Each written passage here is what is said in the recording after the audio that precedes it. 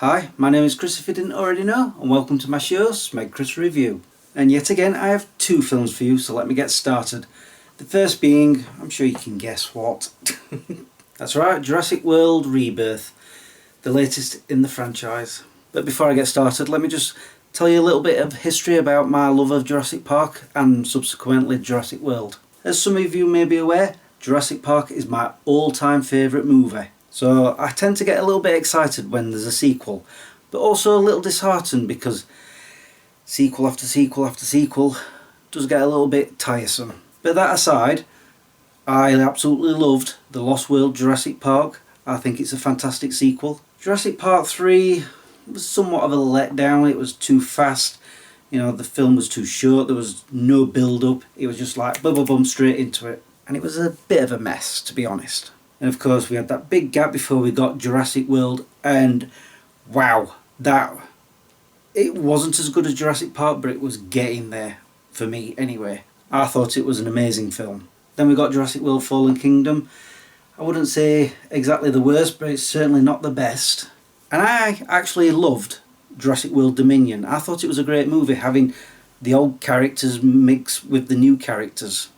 I said new, they've been around for a number of years, but I enjoyed that intermingle between them. And I remember them saying that it was going to be the last one, and then the new one gets announced, and I'm like, why? But let me tell you something, I'm really glad they've done it, because I think it's a fantastic film. We've got whole new characters, and it just feels like everything's been refreshed again. And that's what I liked about the first Jurassic World.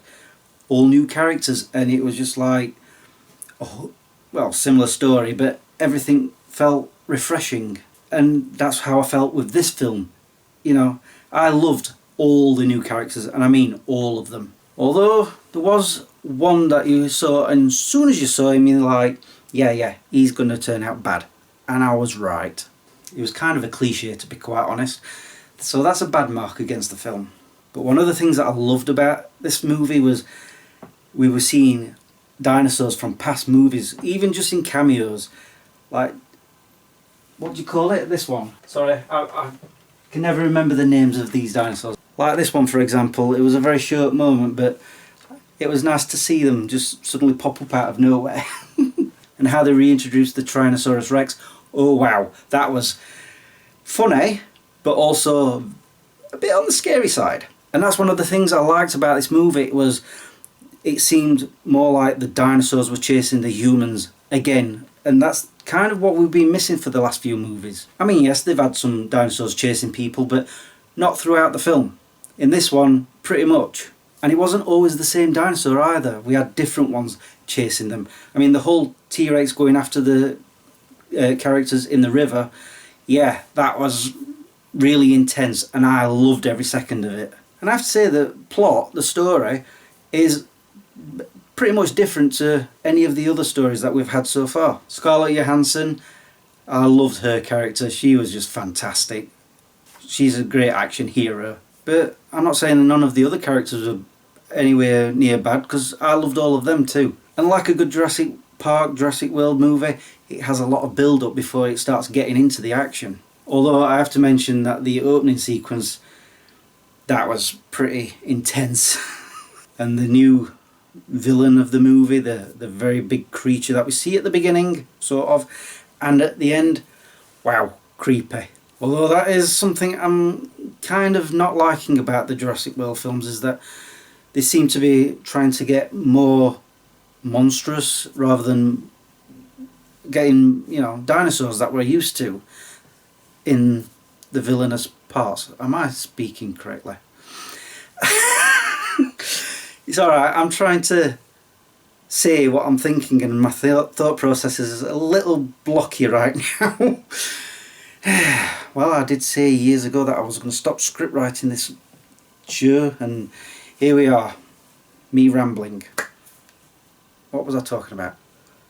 Jurassic World Rebirth. Honestly, out of all 7 movies, this is definitely pretty yeah, like I said, thought process, is one of my favourites. Not my favourite, but one of them. In fact, I'm thinking it's better than Jurassic World Dominion. And that's my honest truth about that. That's my honest opinion. I love this film so much that I'm giving it a... I really enjoyed it and I can't wait to have it in my collection. It is brilliant. And now on to my review of Superman. But once again, before I get started, let me tell you about my love of Superman. He is one of my favourite characters of all time. In fact, the only other character that I prefer out of DC is the Flash. And I mean Wally West Flash, not Barry Allen. I've been collecting the Superman comic books since 1992, when Doomsday showed up. And I'm still collecting them to this day, so that's... How many years? My brain's not working. Hold on. 33 years I've been collecting the comic book. I was also able to get all the back issues from the start of that run, which was 1986. As for Superman on screen, I absolutely love Superman the movie. Superman 2 is still my favourite of the Superman movies. I actually enjoy Superman 3, I thought it was great. Superman 4, I detest. I really do. I still watch it because it's Superman, but I hate the film. It's terrible. Let's see, then we also had Lois and Clark, The New Adventures of Superman, although here in the UK it was just called The New Adventures of Superman. I don't know why. I love that show, and when it got cancelled, I'm still seething over this. It finished on To Be Continued, and it never did. Yes, 1997 that ended, and I'm still seething over that. Honestly. Smallville is one of my all-time favourite TV shows. I absolutely love that programme. It was awesome from beginning to end, in my opinion anyway. I even got the Smallville season 11 comic books that they started doing afterwards. I actually love Superman Returns. I've heard people diss it so much, saying how bad it is. I love it. I think it's a great Superman film. I mean, the ending was a bit strung out and started going a bit weird, and yeah, but overall, good film as far as I'm concerned. Obviously there's been Superman in the Supergirl series, and then he got his own show, Superman and Lois. I've been enjoying that. I still have yet to finish it, and it's a shame that got cancelled as well after its 4th season. That's becoming a theme. But yeah, I've been enjoying that Superman too. I know that the Superman Adventures, or The Adventures of Superman, the cartoon animated one, I didn't really get to see that when it came out. I don't really know why. I've been wanting to get it as a box set, but it seems only HMV have it, and I'm not paying extortionate prices for it, so maybe one day. But of course, those of you who have been following me long enough know how much I loved Man of Steel. I know it's getting a lot of bad stuff said about it, especially since the new Superman films come out, and it's always Snyder versus Gunn, that Superman versus this Superman. I don't care, it's still the same character. But my love of Man of Steel, I still clearly remember when I first came out of that first screening that I saw, and I was literally shaking from all the adrenaline that I'd got from it.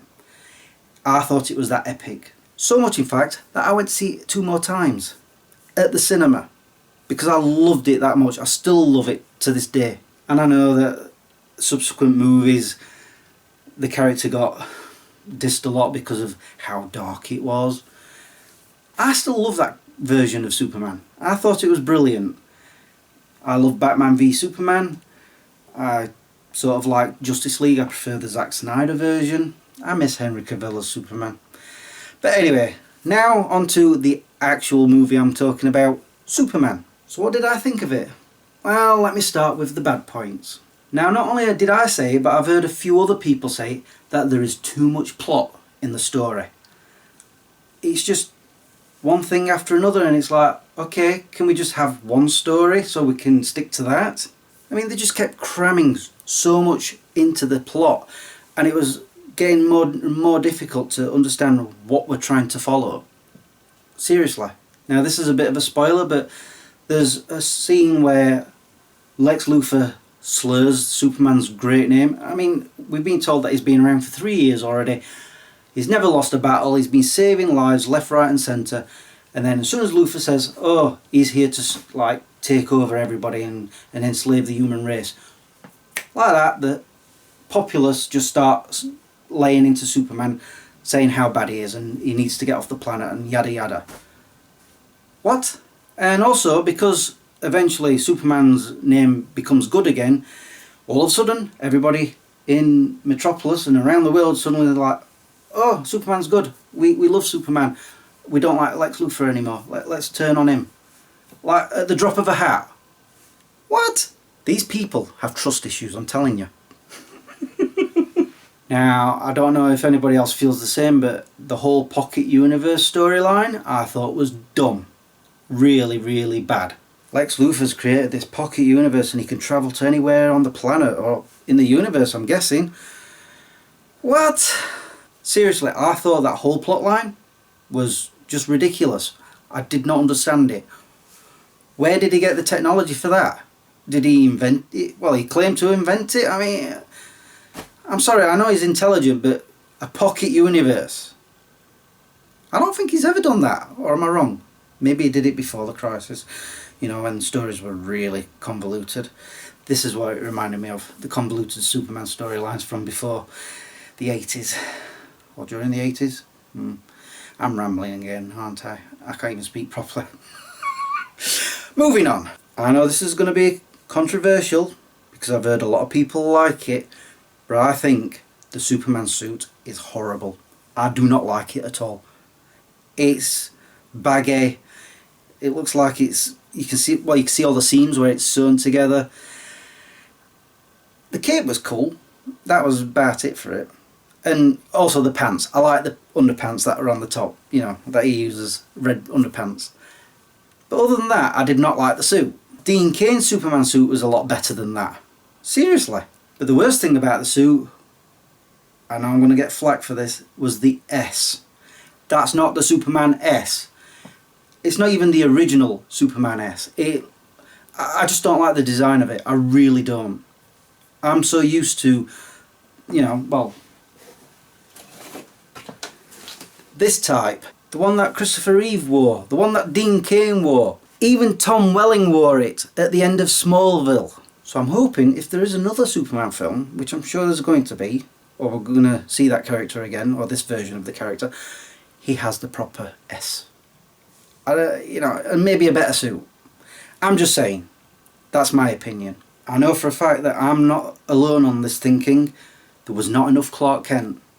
We saw him for like 5 minutes, as, you know, with the glasses on and the silly hair and bumping into people.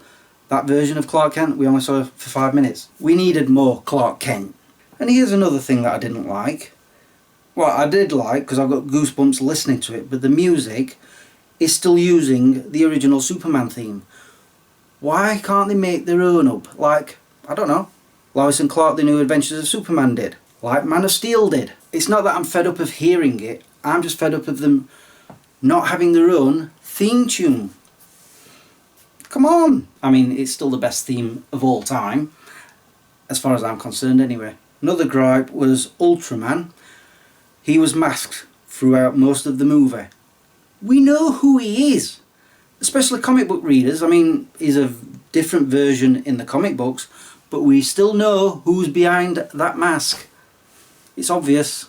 There was no need to keep it a secret. Let's put it this way, when they revealed it, I'm like, yeah, I know. And? That was it.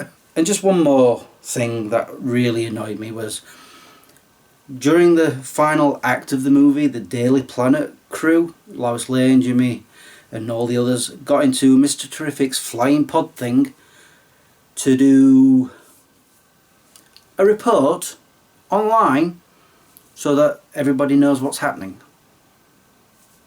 And that was it. They didn't fly to anywhere. They weren't using the pod to do anything other than to, oh, let's report this. Okay, Jimmy, hit send. That was it. Unless I missed something else that happened with that, I don't know. Honestly, that's all that they did. It was kind of redundant. But anyway, enough about the bad stuff. Let's talk about the good stuff. I can't say enough how good the casting was. Everybody was fit perfectly for the roles that they played. Honestly. Especially Nicholas Hoult as Lex Luthor. He is one of the best Lex Luthors I've ever seen. It was almost like everybody in these roles were born to play these roles. Honestly. I mean, David Corenswet, Is that how you say his name? He was the perfect Superman. Honestly, he was brilliant. No, not was, is. He's a brilliant Superman. Another favourite thing about the film I liked, Krypto. We see him pretty much from the beginning of the film, and he's here and there throughout the film. He's adorable, funny, brazen, brave, energetic. I don't know, he's just fantastic. I loved having Krypto in this movie. It'd be hilarious if he got his own film. One thing you can say about this film over Man of Steel is that it's more light and colourful. It's just fantastic for the eyes. It's an eye fest. Is that the right term? Everything just felt more vibrant, more in tune with the comic books. Yeah. Here's another good thing. Lois Lane never once got herself in peril so that Superman had to go rescue her. As a matter of fact, there's a part of the story where she actually goes to rescue him. It was a nice turn of events for once. I mean, I don't mind Lois Lane getting rescued here and there, but it was nice to see that this Lois Lane didn't need it at all. Now I'm trying to remember if she did. If there is a part of the story that I've completely forgot about where she did need rescuing, you can remind me in the comments below. Another good thing, the Justice Gang. Not Justice League, not Justice Society, Justice Gang. They are fantastic. I love the way that they play off of each other and there's like bickering with other people, especially Superman. Maybe they should have their own movie as well. The Justice Gang. And I know I moan that there's too much plot, but the story is actually pretty great. You know, the main story anyway. It's basically Superman versus Luthor. And that's what we want. Because, you know, arch nemesis and all that. There was also a lot of humour in this film, and I thought they were just in the perfect places. You know, the humour was spot on. Same can be said for the action sequences. It doesn't just go on and on and on. Another great thing about this film were the cameos. I'm not going to reveal who, but sort of midway through the film there is a cameo from another character we've seen before, and at the end we see a character sort of reintroduced that we didn't expect, who's going to be getting their own film. We already know this. It's already been filmed, I believe. So I'm looking forward to that one. Another thing I liked about this film was the Fortress of Solitude. It's sort of reminiscent of the Christopher Reeve Superman Fortress, which I know Smallville copied. But it's also got its own unique spin on it too. I especially liked all the robots that they had. They were brilliant. Loved them. And one more good thing I liked about this film was the fact that Lois and Clark were already in a relationship. I mean, it was pretty much the early stages, but she knew who Clark was. And I love that about the recent characters of Lois and Clark, that she knows his secret and that they're together or they're gonna get together. It's great. Gone are the old days of Lois being completely oblivious and everybody calling her stupid because she can't tell the difference. And I've just remembered one other good thing. We get an explanation as to why nobody knows that Clark is Superman, because he's wearing glasses. I'm not going to say what here, but if you've seen the film you know what I'm talking about. Yeah, I like that. So yes, there is more good than bad about this film, but I'm sorry to say this, and I know people are going to disagree with me on this, but I still think Man of Steel is the better film. Honestly. Not because I'm a Snyder fan or anything like that. I'm also a James Gunn fan. I love his movies. But honestly, I still think Man of Steel is a better film out of the Superman films. I say that because of one simple fact. When I left the cinema after watching Superman, I didn't have that adrenaline rush. I wasn't visibly shaking. I just didn't have that buzz. Unlike when I came out of watching Man of Steel, like I said earlier. And also I don't feel inclined to go watch it again. I'm just going to wait till it comes out on Blu-ray. But I'm not saying Superman's a bad film. Oh no, no, no. It is a great film. In fact, I give it a... I totally recommend it. This and Jurassic World Rebirth. They are both fantastic movies. And now it's time for me to go, because I've, well, reviewed 2 films. So all that's left for me to say now is thank you for watching and subscribing if you have, and liking this video if you did. Until the next time, peace out. I'm not sure if you guys will be asking this question, but you might ask why halfway through this video I didn't change my shirt into a Superman shirt, because me being a Superman fan will have Superman shirts. Oh yeah, I've got about, I don't know, 5 or 6 at a guess. Well, I've got a fun fact for you. I didn't want to change my shirt, but I am wearing something Superman related. Let me show you. I'm going to have to go down here. There, look, see? I'm wearing Superman socks. Yeah, you didn't know that, did you?